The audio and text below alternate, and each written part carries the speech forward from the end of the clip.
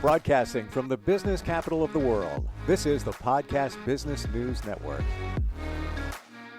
Welcome back, everybody. I want to share with you a wonderful organization that is mentoring young men between 6th and 8th grade, getting them ready for manhood. Lots going on there, pinnacle point in any teen's life, but especially when it comes to young men. Lots of things we deal with. Society has told us to, as men, don't express emotion. There's a lot going on there.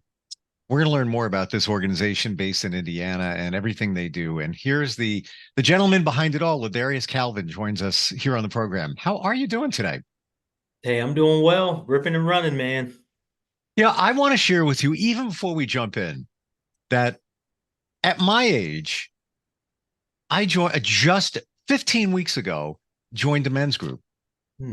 Same reason. Same reason that I believe that you created this group for 6th to 8th grade young men. It's, for me, leadership, mentoring, brotherhood, all of that. And in the short 15 weeks, that's what's going on for all the men in the group. So we all need it. I believe that men, young and old, don't realize how much they need it. Please give me your thoughts on all of that. Yeah. Well, first, I would like to say that my mentor, Dr. Lars Rasko, created this group in 1995, and it is still going strong. But Wow. I believe when it comes to the brotherhood and just kind of the camaraderie that's needed between young men and men, as you stated before, it's kind of something that we yearn for. Like it's something that we need for a sense of belonging. Like, you think about a football team and all the players in the locker room and you love the games and stuff, but it's that locker room, just being with the guys, just hanging out is something that we all Yeah. love and enjoy. You don't know it until you know it. You don't realize it as a man how much you really need it. And yeah, we got some buds, the men you hang out with from time to time, and that's all good. But when you really are connected with others on that level where we're on the same page, where you want to move forward, you want to realize things in you, um, and even succeed. It's all there. How did you say this goes back to 1995? Even before we get into some of the things that the organization does for young men, how did you get involved? Yeah, for me, it was crazy, man. I was in college and I was working in the shoe department for Nike, and I was trying to make a sale, and I came across this older gentleman, and he and I struck the conversation, and he introduced me to my mentor, Dr. Lars Rasko, who was the president at the time, and I just kind of saw something on his shirt, and I'm like, "Hey, what's Boys to Men about?" And so he told me it's been around for a couple of decades. And after that point, we exchanged contact information. And so I reached out to him and started volunteering. Wow. Wow. That's awesome. And your journey that got you here, did you feel that you needed something more? Yeah, I got to be honest, man, it was a struggle at first for me being a mentor because I was trying to get the kids all to want to graduate from college because I graduated from college. And the kids were kind of looking at me like, dude, what are you doing? And so I would go home and just think like, why aren't the kids connecting? Like, why am I not connecting with the kids? Well, what's the issue? And I realized it was me, talking too much, not listening enough. And so I just kind of started to devote my time to the program and to the mission. And that was listening to the young man and allowing them to guide me to where they needed to go. And so that's more listening. That's more, asking questions to understand instead of just kind of having a response available for them. But yeah, it was them that kind of guided me to Mm. being a mentor. What do you see in them? What do you hear in them that they're going through nowadays? Man, it's a lot of I would say it's external stuff. Relationships with young ladies is kind of like a big thing. Mm. Uh, where, they don't understand how to connect with young ladies, but it's also like, you know, conflicts that they have with them and trying to understand, what went wrong. There's also a lot of conflict in with their parents. So parents have a certain lifestyle and the kids are, they're seeing the lifestyle that I have with my wife, and then they're seeing the lifestyle that, they may have with their parents, and they're like, something's different. How do I navigate through this by still being respectful to my parents? So yeah, just a number of things, but those are the kind of the main two that we see. In hearing this, LaDarrius, this is challenges that men of all ages go through. I expected to hear something a little bit different, maybe peer pressure, things like that. But, you know, I will even show you the text, and I text by screen as well with friends. That's what I'm pointing over there. We just, bunch of men friends in our chat group, and we all hang out together. This is what we are just talking about, women. I'm not even kidding. And we're not, between sixth and eighth grade, obviously. Yeah, So yeah. it's interesting how things change, but they don't, there's always like variations here and there along the way. How do you mentor these men that come to the organization? What are some of the things that take place? Yeah, so um, right now our program has this new thing that we're doing where when a person comes into our program, we want to help. And so help for us is an acronym. So first, for the mentor, it's humility. So you have to have humility. You have to put yourself in a place that you're not thinking you're above an individual in any way, just Mhm. because you have more life experience.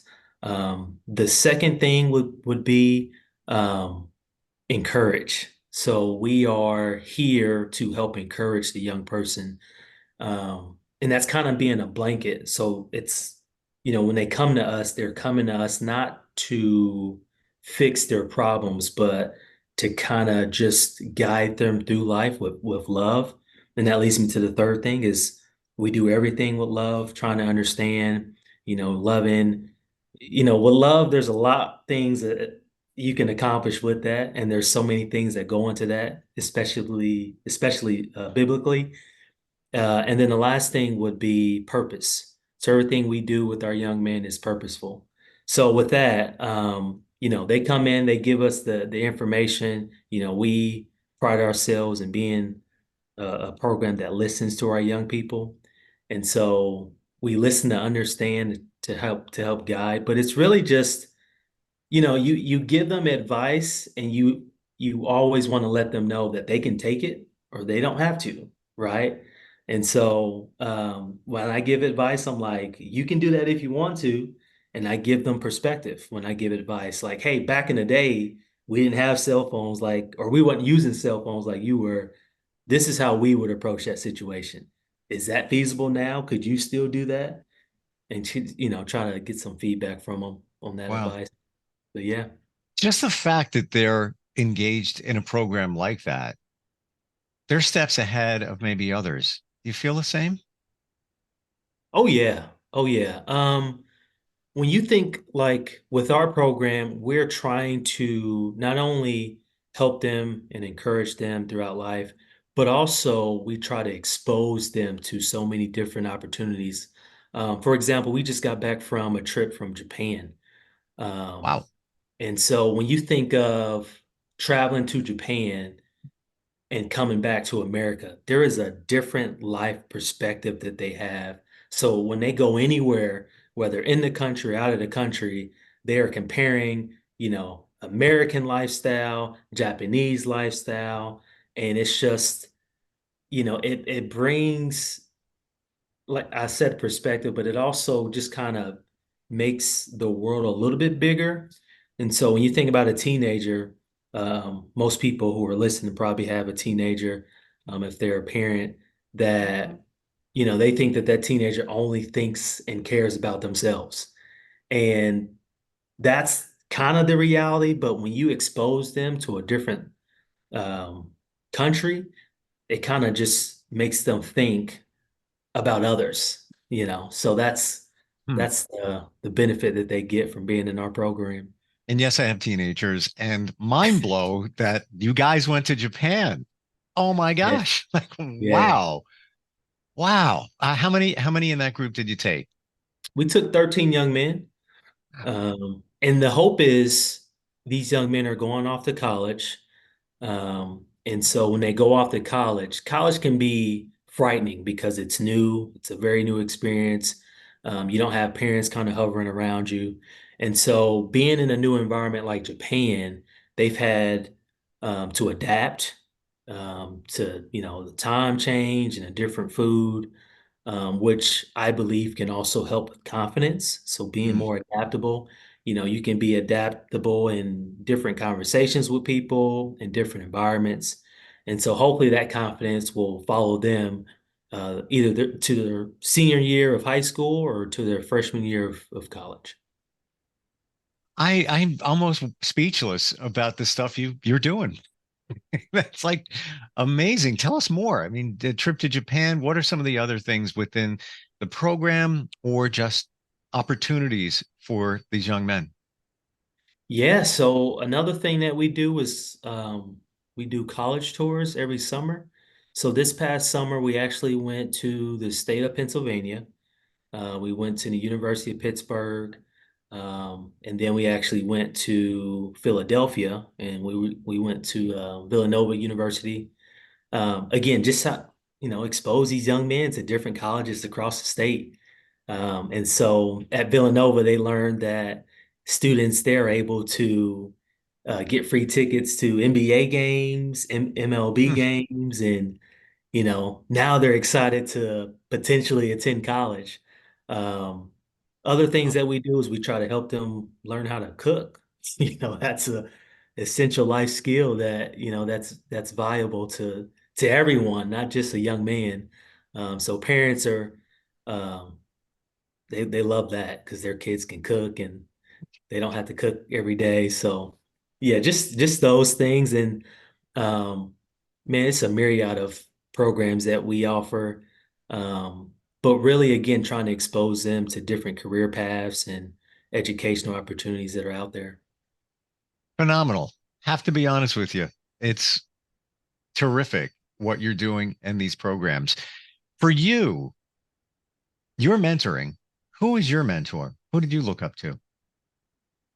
Yeah, I mean, I've had lots of mentors. Like I mentioned, Dr. Rasco's Sure. is one professionally and even personally. A few role models that I've had. My mom, I mean, she loves to work, always going into work. So as I was growing up, you know, I always made sure that, you know, when they say no days off, you can't, just because you're feeling bad, you can't take many days off. My grandfather was one who definitely allowed me to see the benefit of helping others. I remember watching him after he got done preaching, going to someone's house and cleaning the whole house. And as a kid, I'm like, dude, what are we doing in here? Like, I'm hungry. I don't want to be here. But as I help others, that is the image that is always in my head of, you know, you do something, go on to the next thing, help somebody else out.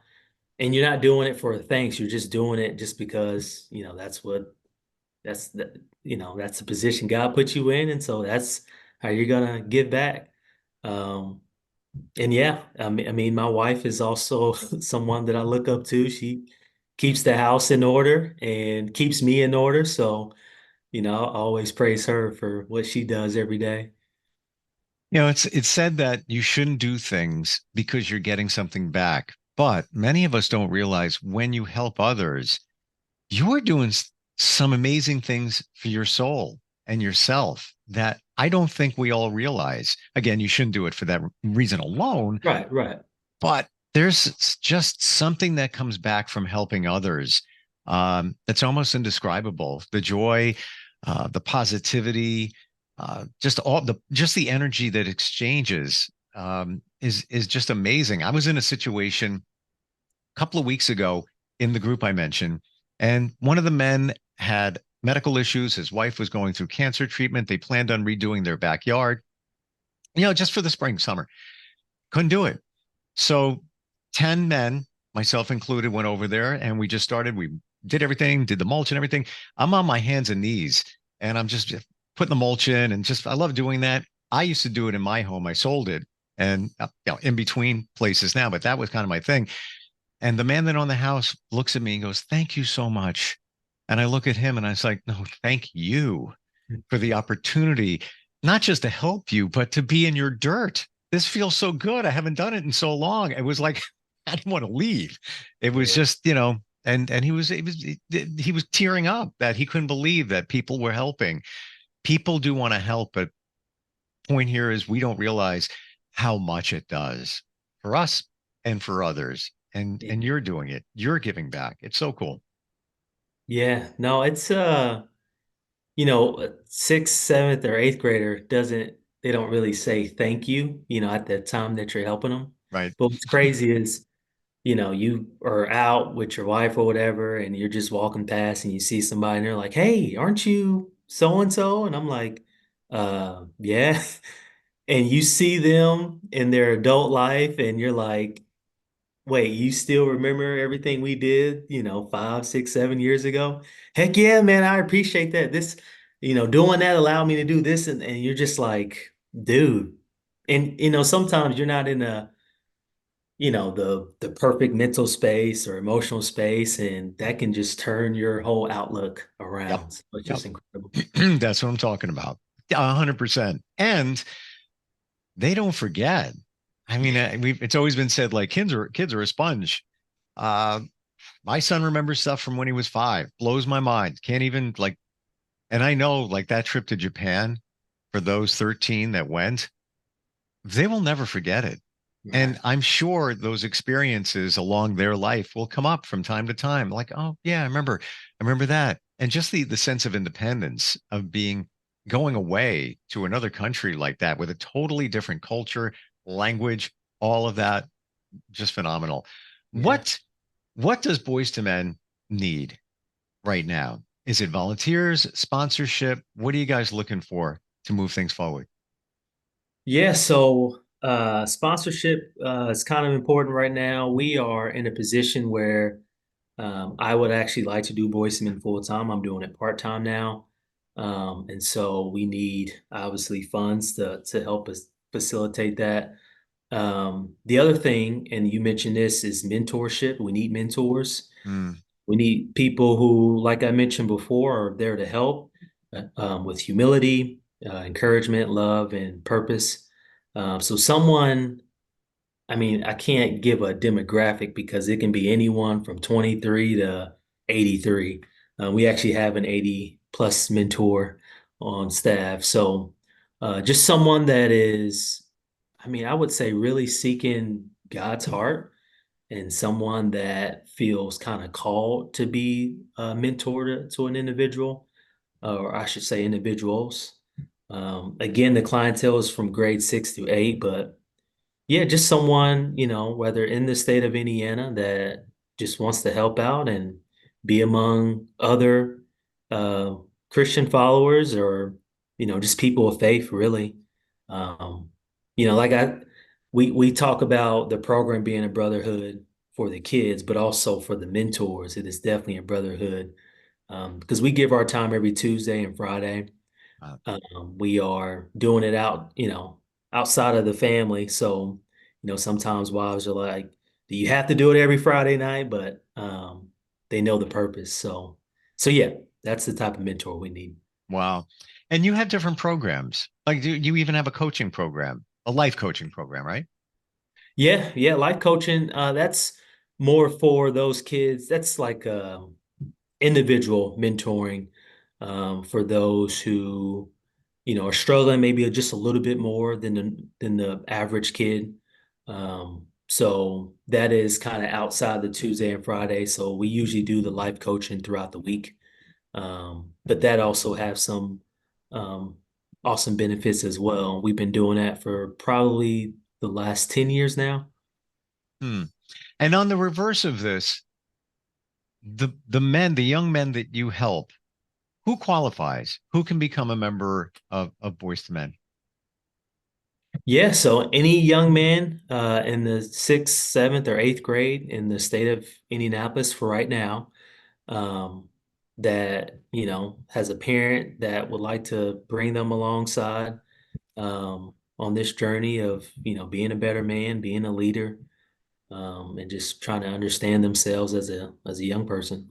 Wow, phenomenal. I'm honestly going to tell you, I'm not in Indiana, but you've inspired me to find an opportunity where I am to mentor. Because I Yeah. got to tell you, when I was sixth to eighth grade, I could have used it in a big way. Yeah.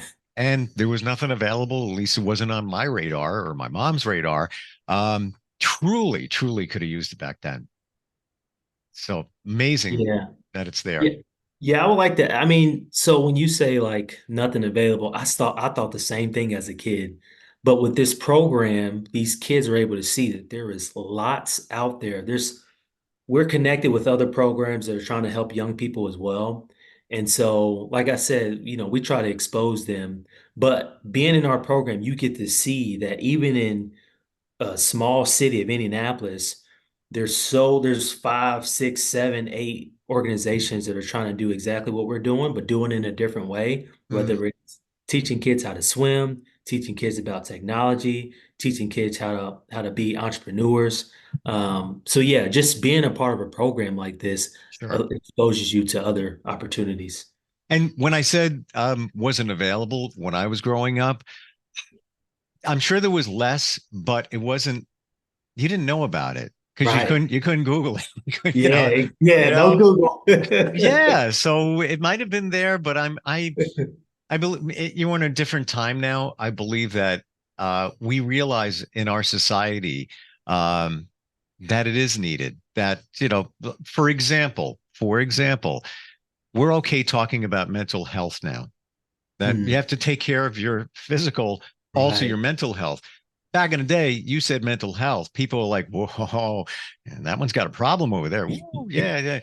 It was different time. So that being said, I think we're more open to creating programs to help others, and especially teens, and you have blended families, you have different family situations where you need it. It's so needed. Do you have aspirations of maybe even taking this bigger than Indiana in a geographic area? Heck yeah. Yeah. I mean, I would like to say that I believe mentoring in all fields of life is needed, Great. spiritually, professionally, personally. That's kind of like as we're growing up, there's always new things that happens. And so you're always in a state of sometimes loneliness when something bad is happening to you. Like for your example, you helping out the guy that was having issues with his wife or his wife's health or whatever. Just having someone that can show you how to navigate that. You think about cancer Sure. patients who, they get cancer and their life is just in turmoil. If they had someone that can kind of walk them through that. So of course, Yeah.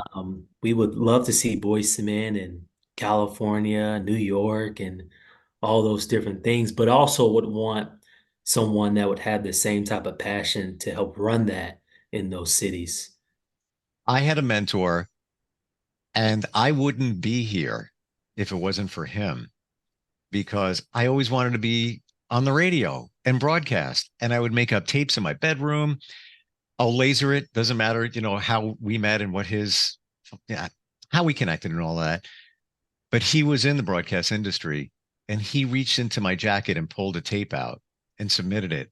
And I got my first job at 17 and I Wow. haven't stopped. His name is Don Steffen. It's because of him. It's because Wow. of him. I wouldn't be here if it wasn't for him doing that. So we need mentors. We all need somebody to lean on. You Yeah. know, uh, Wonderful talking with you, LaDarrius, and sharing the organization. How do we find out more? Yeah, you go onto the website, www.boys, two letter I's, men.org. That's www.boystomen.org. Thank you again for being here. Keep doing the work you're doing, because it is truly, I know it's making a difference. And I have to tell you, your background on this video says it all. The balloon's ready to soar. There you go. That's what it's all about. Hey, that's a great tagline for a year, man. I appreciate it. I don't know if that was intentional or what your deal is there, but that's what I'm getting from it. And sometimes whether you intended or not to, subconsciously, it's there. Yeah. And thank you for being here. Appreciate it. Yeah, no problem. I appreciate you, Steve. You take care of yourself. Same here. You too. We'll be right back. Are you looking for even more of the podcasts and hosts that you love? The Podcast Business News Network is proud to announce that you now have even more ways to listen live. Check out the MyTuner Radio, online radio box, and Simple Radio apps on iOS and Android, or find us online. Search for Business News Network on mytuner-radio.com, or search Podcast Business News Network on streama.com and onlineradiobox.com/US. Take your podcast on the go and don't miss a minute of the action.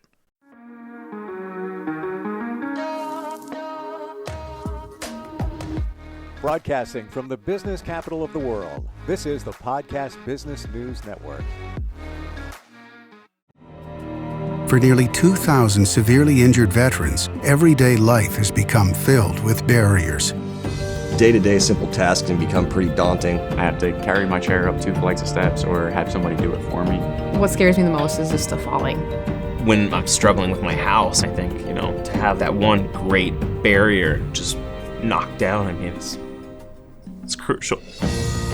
Home for Our Troops is a wonderful nonprofit that builds a Mortgage-free, fully adaptive, handicap-accessible house. And there's no catch. It'll be our very first home that we've ever owned. This is a game changer. This is where your life begins again.